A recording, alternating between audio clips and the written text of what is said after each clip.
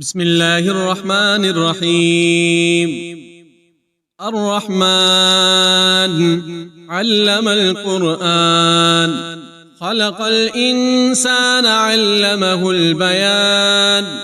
الشمس والقمر بحسبان، والنجم والشجر يسجدان.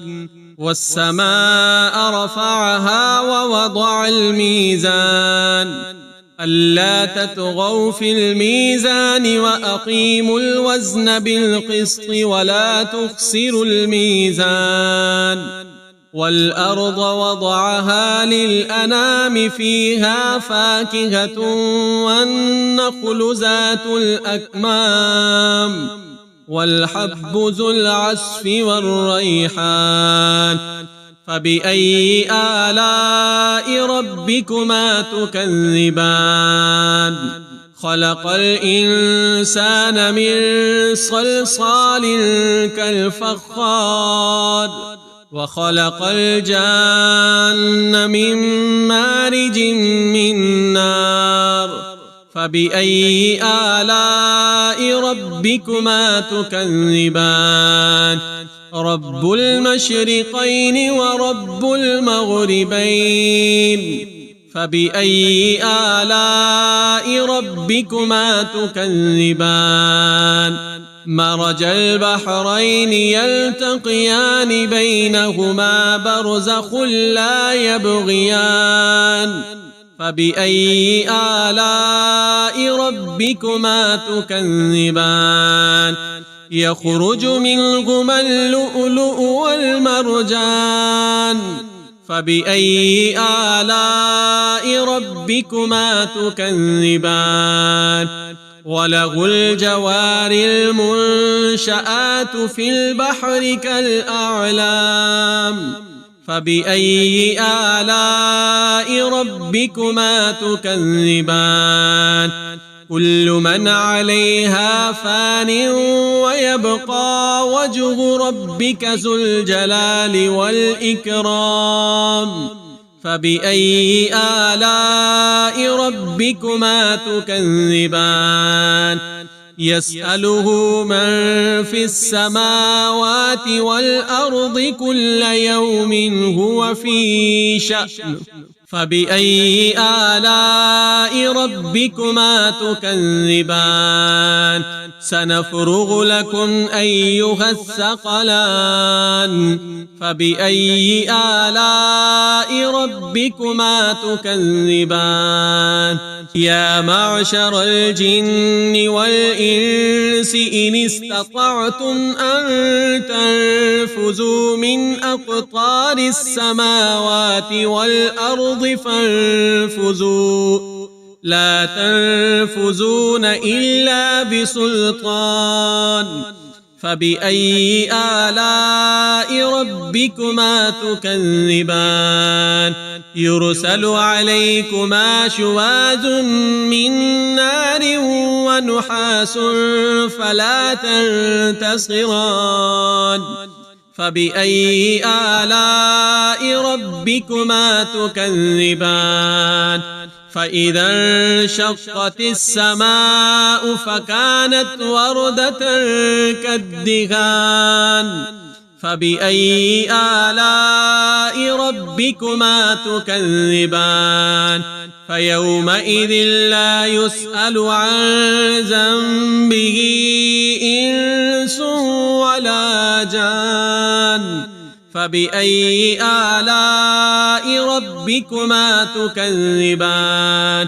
يعرف المجرمون بسيماهم، فيؤخذ بالنواصي والأقدام. فبأي آلاء ربكما تكذبان؟ هذه جهنم التي يكذب بها المجرمون، يطوفون بينها وبين حميم آن. فبأي آلاء ربكما تكذبان؟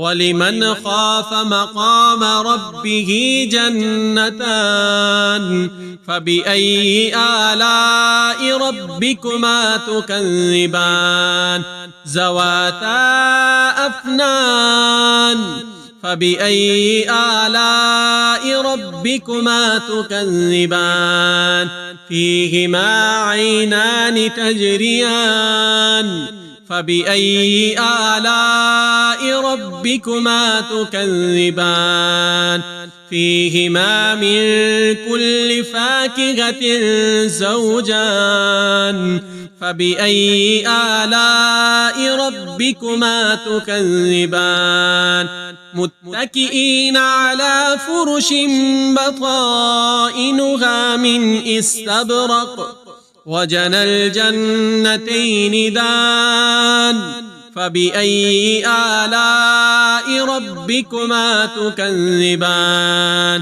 فيهن قاصرات الطرف لم يطمثهن إنس قبلهم ولا جان فبأي آلاء ربكما تكذبان كأنهن الياقوت والمرجان فبأي آلاء ربكما تكذبان هل جزاء الإحسان إلا الإحسان فبأي آلاء ربكما تكذبان ومن دونهما جنتان فبأي آلاء ربكما تكذبان مدهامتان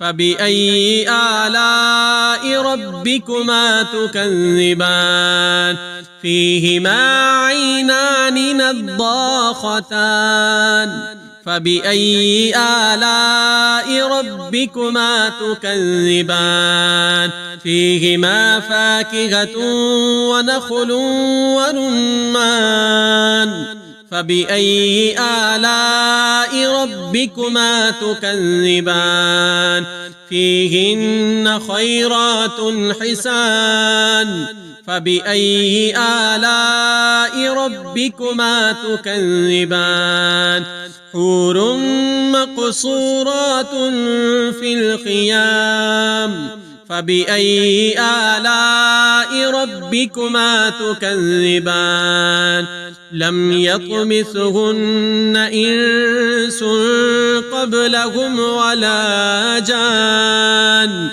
فبأي آلاء ربكما تكذبان متكئين على رفرف خضر وعبقري حسان فبأي آلاء ربكما تكذبان تبارك اسم ربك ذي الجلال والإكرام.